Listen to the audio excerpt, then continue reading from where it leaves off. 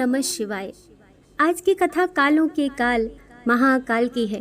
जो कालों के काल हैं, जो अपने भक्तों की सदैव रक्षा करते हैं, जीवन मरण के चक्र से मुक्ति प्रदान करते हैं, जो चिता की भस्म से स्नान करते हैं, दक्षिण मुखी हैं, अतः तुरंत तत्पश्चात फल देने वाले हैं, जो दुष्टों और दुराचारियों के काल हैं, जो जैन नगरी के राजा हैं, आदि अनादि अनंत शिव हैं, पेशी वैरागी संत शिव हैं। शिव जी ने ब्रह्मांड रचा, शिव ही जाने शिव की माया। ओम गंग गणपतये नमः। अगर आप ये कहानी सुन रहे हैं तो इसे पूरा सुने, क्योंकि इस पवित्र कथा को पूरा सुनने से मन चाहा फल की प्राप्ति होगी। इसीलिए इस कथा को पूरा सुने। प्रिय भक्तजनों, ये कथा अत्यंत ही फलदायी है, क्योंकि इस कथा को सुनने मात्र से ही अकाल मृत्यु टल जाती है, जिसे सुनकर आपका रोम रोम शिवमय हो जाएगा। कथाओं में बड़ी ही पवित्रता और शक्ति होती है। जय महाकाल। आपको जानकर आश्चर्य होगा कि इस जयकारे को केवल मनुष्य ही नहीं, यहाँ पर पंछी भी उज्जैन नगरी में जयकारे लगाते हैं। न जाने कहाँ से 4-5 हजार पक्षियों का झुंड यहाँ संध्या आरती के समय आता है और मंदिर की परिक्रमा करने लगता है। और यह विहंगम दृश्य अधिकतर आपको सावन के महीने में शीत ऋतु में देखने को मिलेगा।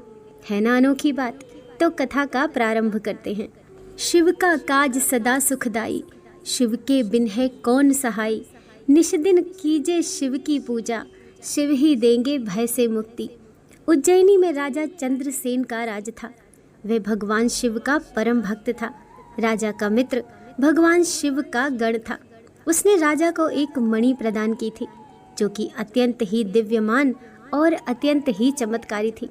अब दूर दराज के आसपास के राजाओं को जब उस मणि के चमत्कारी होने का पता चला, तो सबके मन में उस मणि को लेने की इच्छा जागृत हुई। कुछ ने तो राजा से मांग की और कुछ ने राजा को धमकी दी।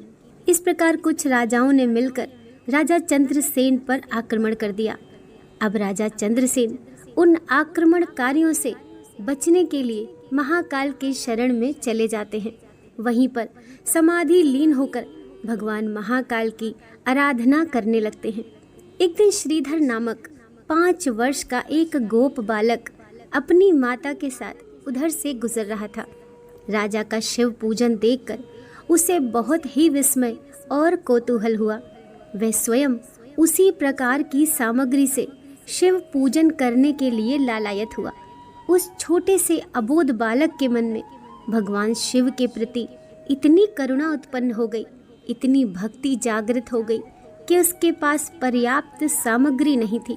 फिर भी उसने छोटे छोटे कंकड़ पत्थर जोड़कर महादेव की पूजा अर्चना शुरू कर दी। और उसने लौटते समय रास्ते में से एक एक पत्थर का टुकड़ा उठा लिया। घर आकर उस पत्थर को शिव रूप में स्थापित कर उस पर चंदन आदि से परम श्रद्धा पूर्वक उनकी पूजा करने लगा। जब उसकी माता भोजन करने के लिए बुलाने गई, किंतु वह पूजा छोड़कर उठा ही नहीं। उस छोटे से बच्चे की माँ अपने पुत्र को लगातार आवाज दिए जा रही थी, बुलाए जा रही थी, लेकिन बेटा उनकी भक्ति में खो गया। उसे तो अपनी माँ का स्वर सुनाई ही नहीं दे रहा था।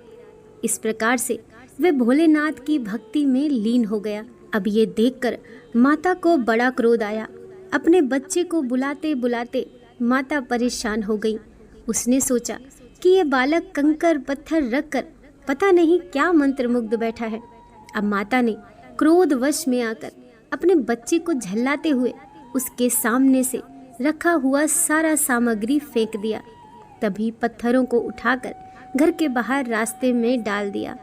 अपनी माता को ये करते हुए देखकर वह बच्चा अंततः जोर जोर से रोने लगा और रोते रोते बेहोश होकर गिर पड़ा। बालक की अपने प्रति ये भक्ति और प्रेम देखकर भोलेनाथ भगवान अत्यंत प्रसन्न हुए।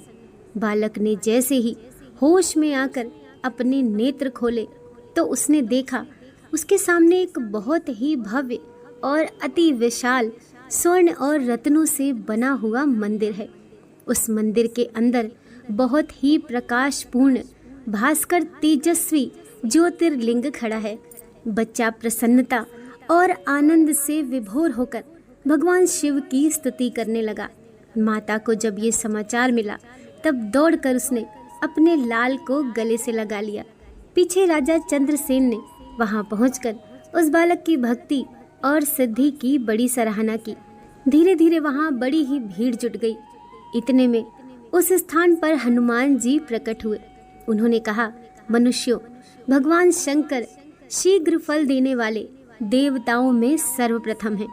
इस बालक की भक्ति से प्रसन्न होकर उन्होंने इसे ऐसा फल दिया है जो बड़े बड़े ऋषि मुनि करोड़ों जन्मों की तपस्या से भी प्राप्त नहीं कर पाते हैं।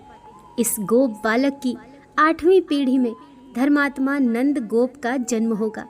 द्वापर युग में भगवान श्री कृष्ण अवतार लेकर उनके यहाँ रहकर तरह तरह की लीलाएं करेंगे। हनुमान जी इतना कहकर अंतर ध्यान हो गए। तभी से उस स्थान पर नित्य से भगवान शिव की आराधना करते हुए अंत में श्रीधर गोप और राजा चंद्रसेन शिव धाम को चले गए। इस ज्योतिर्लिंग के विषय में एक दूसरी कथा भी कही जाती है, जो कि इस प्रकार है। अवंती नगरी में एक वेद ब्राह्मण हुआ करते थे। वे ब्राह्मण पार्थिव शिवलिंग निर्मित कर उसका प्रतिदिन पूजन करते थे। उन दिनों रत्नमाला पर्वत पर दूषण नामक राक्षस ने ब्रह्मा जी से वरदान प्राप्त कर समस्त धार्मिक कार्यों को बाधित करना आरंभ कर दिया। जिस समय दूषण तप कर रहा था, उस समय उसने ब्रह्मा जी से कहा कि हे ब्रह्मदेव, आप मुझे वरदान दीजिए अजय अमर होने का, लेकिन उसके साथ ही मैं निरंतर धर्म के मार्ग पर चलूंगा। अब इस तरह का आश्वासन देकर दूषण ने भगवान ब्रह्मा से वरदान प्राप्त कर लिया। चारों तरफ उसने हाहाकार मचा दिया। सब के सब वेद पुराण और ग्रंथों को नष्ट करने लगा। सभी ऋषि मुनियों को उसने कैद कर लिया और उनकी धार्मिक पुस्तकों को जलाकर राख करने लगा। उसने ये बहुत बड़ा पाप किया था, लेकिन महादेव ने कहा कि जब तक इसके पाप का घड़ा भरता नहीं, तब तक इसकी मृत्यु भी नहीं होगी। मैं खुद महाकाल बनकर इसका सर्वनाश करूंगा। अब महादेव की प्रतीक्षा रहती है दूषण के पापों का घड़ा भरने की। इधर दूषण अपना पांव पसारने लगता है। वह राक्षस आक्रमण करते करते उज्जैनी नगरी के पास ही स्थित एक ग्राम में पहुंच जाता है। वह बहुत तबाही करता है, जन धन को पूरी तरह से नष्ट कर देता है। वहां की जनता अपने प्राणों की रक्षा करने के लिए उज्जैन नगरी में ही वेद प्रिय नामक ब्राह्मण के घर पहुंचती है। उनसे कहने लगती है, महाराज, आप हमारी रक्षा कीजिए। हे ब्राह्मण देव, हमारे प्राणों की रक्षा कीजिए। ब्राह्मण ने कहा, आप चिंता ना करें, हमारे 4 पुत्र हैं। चारों बड़े ही तपस्वी और बड़े ही कर्मठ हैं। हमसे जो हो सकेगा हम अपना पूरा प्रयत्न करेंगे इस नगरी को और आपको सुरक्षित रखने का। अब इस प्रकार से वेद प्रिय ने सभी को सांत्वना दी और जब दूषण नामक राक्षस ने उज्जैन नगरी पर आक्रमण किया, तब वेद प्रिय ने अपने चारों बेटों को उनके सामने डट कर खड़ा होने का हौसला दिया और नगर के चारों ओर ऊंची दीवारों का निर्माण करा दिया। अब वेद प्रिय से जो हो सका उसने किया, लेकिन फिर भी उस राक्षस ने उस दीवार को तोड़कर नगर में प्रवेश कर लिया और वहां के लोगों को डराने लगा। उसने जैसे ही वेद प्रिय को मारने के लिए तलवार उठाई, वैसे ही धरती का सीना फाड़कर वहां से महाकाल प्रकट हुए। कालों के काल महाकाल रौद्र रूप धारण करके अपने एक ही वार में उस दुष्ट राक्षस दूषण को जलाकर भस्म कर दिया। इस प्रकार से महादेव ने अपने भक्तों की रक्षा की और उन्होंने वेद प्रिय से कहा, जानते हो वेद प्रिय, अपने भक्तों की रक्षा हेतु मैंने अन्य नगरियों के स्थान पर केवल उज्जैन नगरी में ही क्यों आया? क्योंकि अन्य भक्तों से भिन्न तुमने अपना सब कुछ केवल अपने आराध्य पर, उनकी भक्ति और धर्म पर ही नहीं छोड़ा, अपितु कर्म का हाथ थामा और अपने धर्म के प्रति अटूट निष्ठा का परिचय दिया। और आगे महाकाल ने पड़ोसी राज्य से कहा, आप सबके पास भी वही ज्ञान था जो देवप्रिय के पास था, परंतु फिर भी आप सब धर्म और भक्ति की डोर को ही थामे रहे, मुझसे अपने समर्थन की अपेक्षा करते रहे और इसी कारण दूसरों के आतंक और अत्याचार को झेलते रहे। यही कारण है कि आप सब की तपस्या फलित नहीं हुई। लेकिन क्योंकि बिना कर्म किए धर्म का फल प्राप्त नहीं होता, तो इसीलिए मुझे वे भक्त अत्यंत प्रिय हैं जो अपने कर्म पर विश्वास करते हैं, सबसे पहले कर्म को महत्व देते हैं और धर्म का सम्मान करते हैं। क्योंकि जब कर्म है तब धर्म है। आप कर्म करेंगे तो धर्म की रक्षा होगी।